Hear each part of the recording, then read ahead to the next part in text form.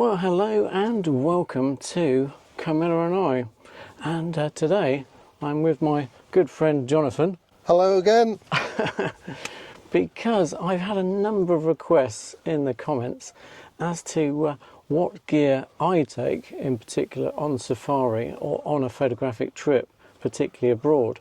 And of course I don't go that often on photographic safaris, but Jonathan goes all the time. So yeah. Yes, I've been on a safari to Africa this year and a trip to Alaska to see bears just this year. Yeah, amazing.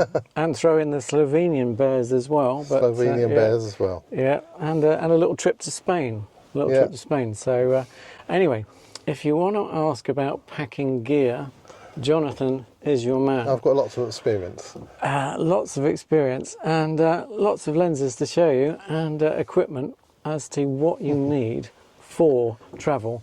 And indeed, related to Camilla, although we don't go away that often and we do local accessible wildlife photography, it's always a good idea to pack in mind for space. Even in this country, you don't want to carry around lugging around Not really, no. luggage. You could literally take a suitcase with you out every occasion. Yeah. So anyway, Jonathan's streamlined the kit. So straight in, what's your first? Well, the first thing is to have a longer lens. Initially, when I went on safari, I took a 200 to 600 zoom, the f5.6 to 6.3. The big problem I found with that is the best light, particularly in Africa on safari, but it applies to any destination really, is first thing in the morning and as the sun goes down. And really I was struggling to have enough light with that f5.6 to 6.3. So I very quickly invested in a f2.8 400, which is this beast here. This beauty here. And it is a beauty, isn't it? Yeah. Yeah. So can I touch it? Oh, £10,000 originally, I believe. A bit more than 10,000, I think. £10,000. A bit more than 10,000. Okay. It's been used quite a lot though. Right. Yes, you have got some use out of it. So, which produces absolutely superb results. Works great on safari. You get beautiful pictures in low light and great bokeh, great separation. It works on safari. It also works very well on such things as bears in Alaska as well, or Yellowstone, or anywhere. Of course, you can add the 1.4 and 2 times converter on there to make it to 560 f4 or 800 f5.6. Although I don't think the teleconverters work anywhere near as well as they do on the new 300, particularly the 2 times. I actually tried earlier today with the 2 times, the first time for a while, and I definitely felt like the pictures were a little bit soft. So okay, yeah. So it's not as good with the 2 times converter as the 300 is. Yeah, and you've changed the standard foot, I noticed straight away. I've changed the standard foot, so this has got an Arca Swiss foot on it, which is really useful. Good grip as well. For gripping and to fit on gimbals, wherever I might go. So that was your prime lens of choice. That has been my prime lens of choice up till now, and I've usually accompanied it with a 70 to 200. Now in the UK you'd think, oh, 70-200 is no good for wildlife, but if you're in Africa photographing lions, elephants, etc., coming towards, then often a 200-600 will, rather a 70 to 200 will work very well. And low light, f2.8. f2.8, and that's what I found when I was using the 200 to 600. That first hour of the day and last hour of the day, I was really confined to using the 70 to 200 for the f2.8. I didn't have enough light with the 200 to 600. So that's what made me decide to get the 400. which has worked really well, and I've used it for the last 2 or 3 years. I have also got a 600mm, and I have taken that previously as well, particularly when I know I'm going to be filming smaller subjects. And it's a great lens, as we all know. The 600 is a wonderful lens, but the big problem is when you're flying around the world that with the camera on, it's too big to actually take as cabin luggage. The actual physical size. The physical size is longer than you're allowed to take in the cabin. This without the lens hood. Even without the lens hood.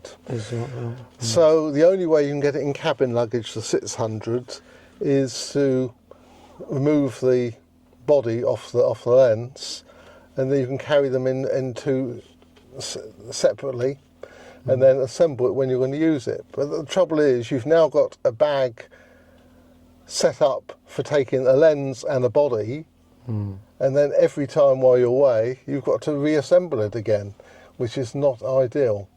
So I'm not so keen on taking the 600 overseas for that reason. It's just practicality. Amazing. Yeah. No, I thought it was odd when you took it the other day, because I thought, how on earth are you going to get that through as well as all the other luggage? Yes. But carrying it separately in a sort of handbag scenario, so you've got a roll-on luggage and a small bag backpack as well, because you're allowed that. Yes. So yeah, a little tip that. Yeah. So, yep. So that's what my setup has been so far. Mostly the 400 with the 70 to 200 f2.8, and that's a very good, and I'd highly recommend those to someone.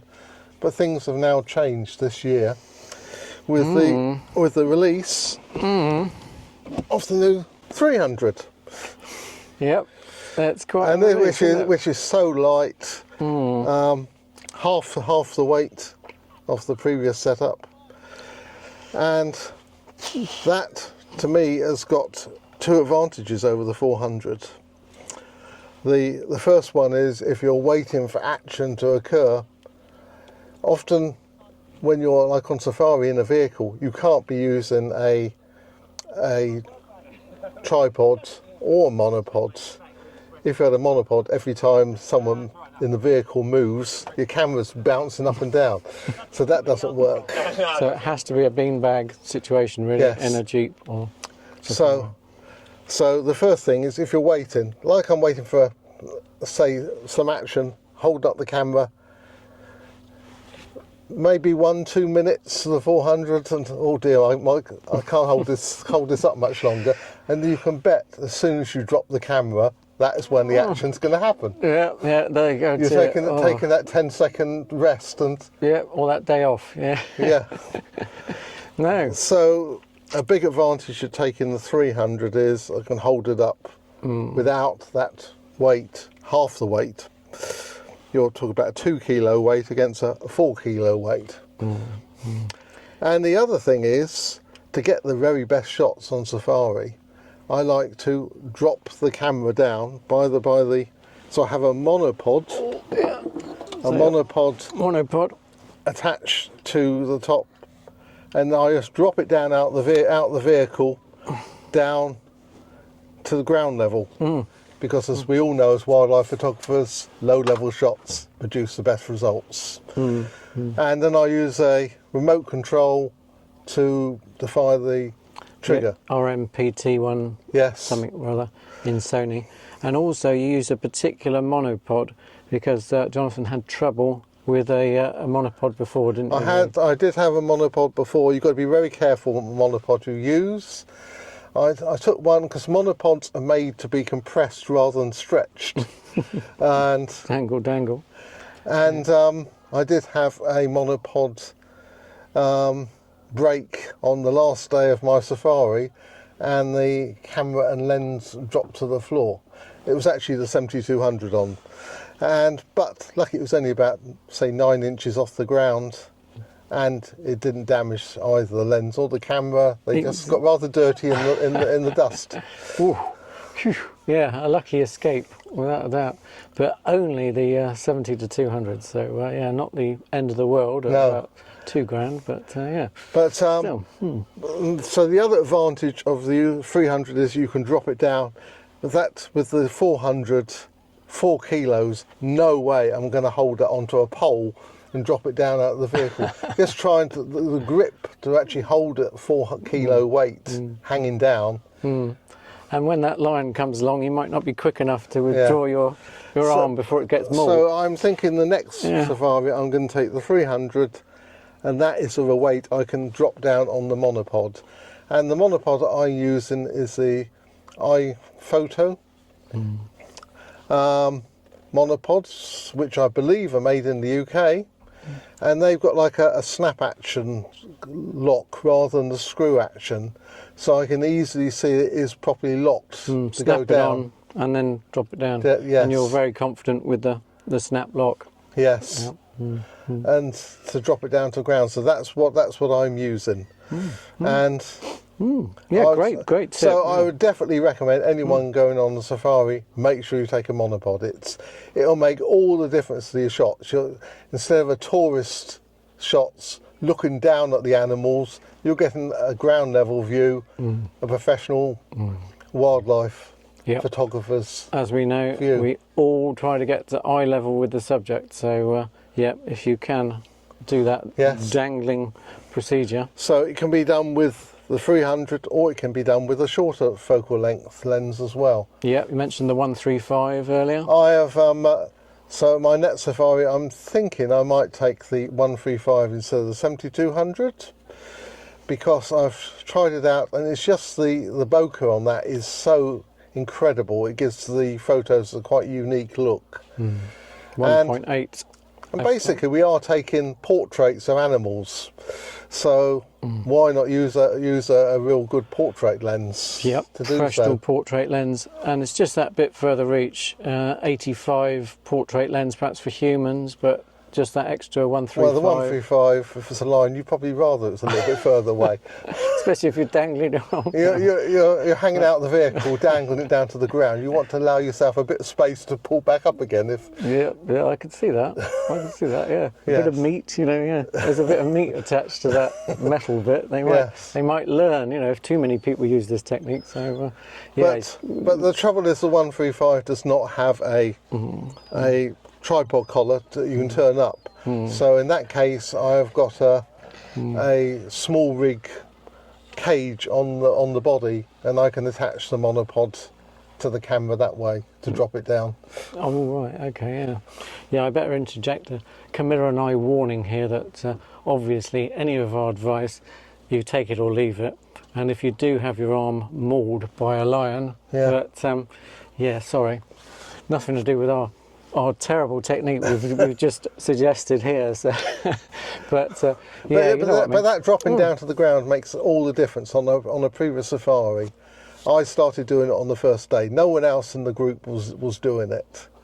But then when we got back to the lodge, and they looked at my photos and saw how much better they were than theirs, because I had a ground level view. There we are. Then everyone was trying to, but the trouble is they hadn't brought a monopod with them, so they were like hanging out the vehicle, dangling it down. So it's even worse. The whole top of their bodies out the vehicle. Yes. Not ideal. No, not ideal. No. Normally they do just seem to walk past these lions 99 times out of 100. They usually do. They're quite used to jeeps. But, okay. Although I did hear on my last safari of a lion trying to open the door, so... Ooh, okay. Well, they're getting too used to us now. Yeah, that's a real problem. Yes. Right. Oh, yeah. So, anyway, that's the kit of old. I mean, we haven't even started on the new kit, have we? So, what would you take now? So now my kit will be the 300, maybe even 2 300s. Because you don't want to be changing lenses around out in the bush, because of the dust getting on the sensors can really ruin your photos if you're going to have dust spots everywhere on all of them. Yep.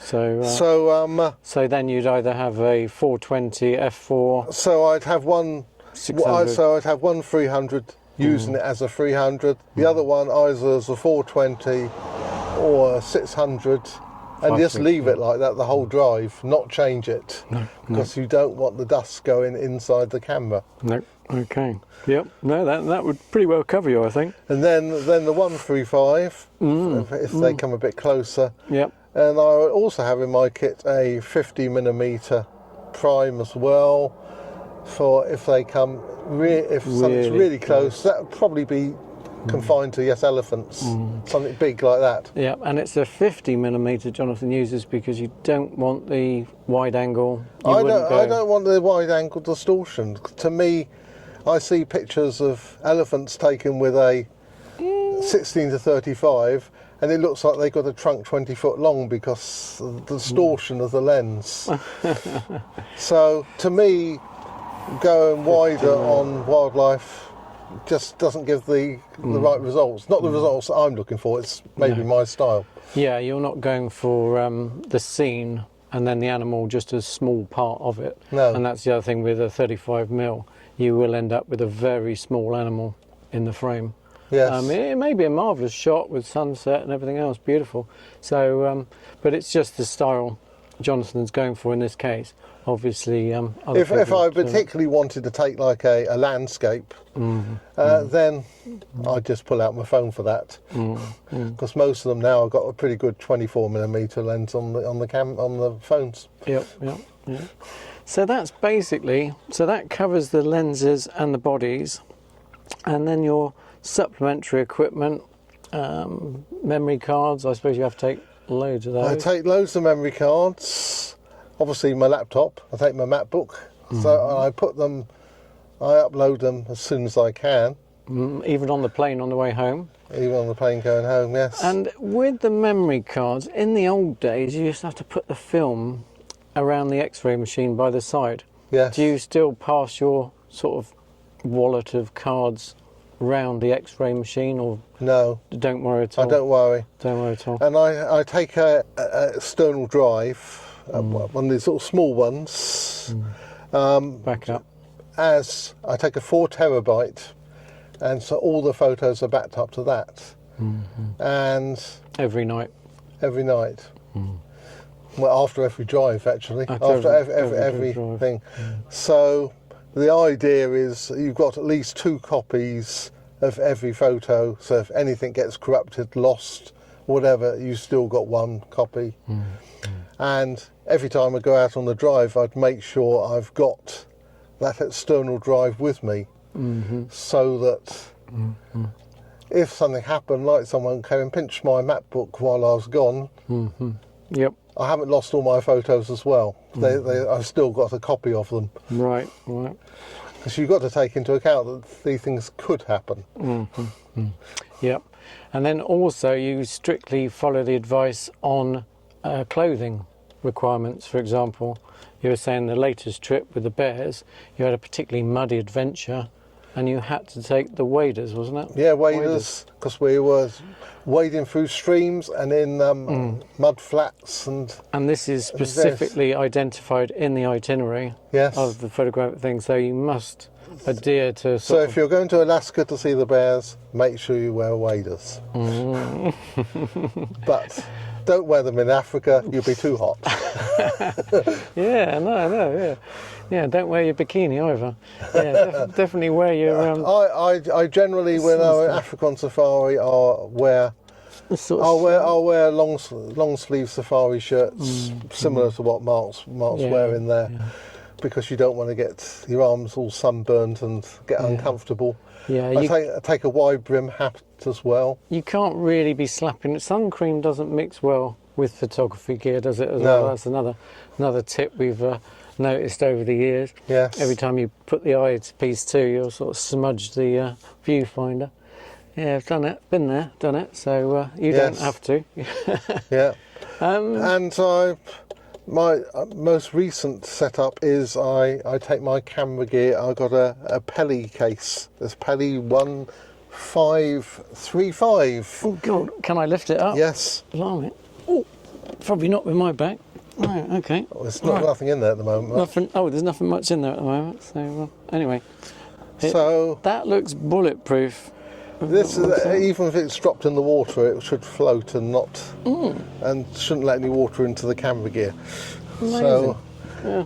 and as my next safari, I'm going to Botswana and it will be on a boat. That waterproof characteristic could come in useful if it gets knocked into the water. Yeah. At least you'd save the lens you had in there. I'd save the camera gear, even if I'm finished off by a crocodile. Yeah, the crocodile would probably reject that, I think. It would have trouble swallowing that. But Yeah. I've got that because it's wheeled and I can wheel it through the airports, because some of these airports you've got to walk so far. And I'll just get on a plane, yeah. some people take backpacks, but they're younger people. I'm afraid of an age that I'd rather just wheel it. Yeah, I've got a Think Tank Air roll-on, which is similar but not as armoured or as waterproof as that structure there. I can see that as the Rolls-Royce of roll-on cases. So Well, if you're in somewhere like I was recently in Alaska, where it was raining and lots of rain, 8 inches of rain in one day, you want to have your gear in something that waterproof. yeah. And he said something ridiculous earlier, that Jonathan was actually washing his camera and lens in the shower. Yeah, when I was out on the mud flats, I was down on the ground, obviously, to get the best photos of the bears. So I got my hands all covered in sand and mud, and then that got transferred onto the camera, so the camera all came back coated with sand and mud as well. So I literally just took the 300 with the A9III in the shower with me. And gave them a shower, so I can verify that the A9III and the 300 are totally waterproof, because they've been in the shower with me multiple times. God, Bennett. Well, if I do that, I won't be saying Camilla and I have had a shower together, that's for sure. Otherwise the wife will be complaining. But it's even, the A9III is even shower-proof. That is quite amazing, actually, isn't it? Well, Obviously you didn't when it totally gets, submerge when it gets really caked in that sand and mud, that's the only way to deal with it. What can you do? Yeah. The other members of the group I was with were absolutely astounded when I told them I'd taken my camera in the shower. I must admit, it caught me out. I just wouldn't. But I suppose, you are talking shower resistant, because that's the specification. And anyway, it's been fully tested now. So I've done a road test. A road test that they are shower. Yeah, don't give it a shampoo and set though or something. I wouldn't hair dry it afterwards.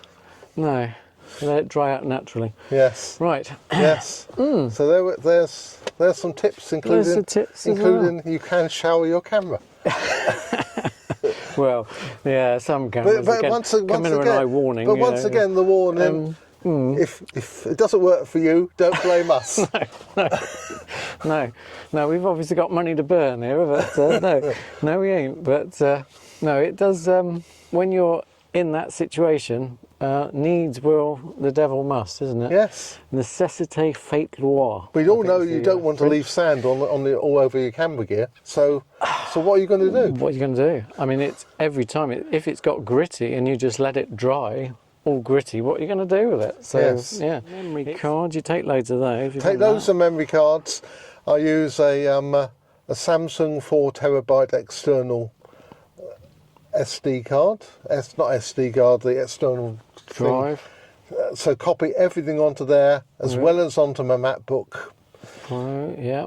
I try to take enough memory cards so that I don't have to reuse them, so that I've also left a copy on the memory cards if anything goes wrong. Yeah. You also use Photo Mechanic on the plane on the way back, so that you don't have to go through every individual frame.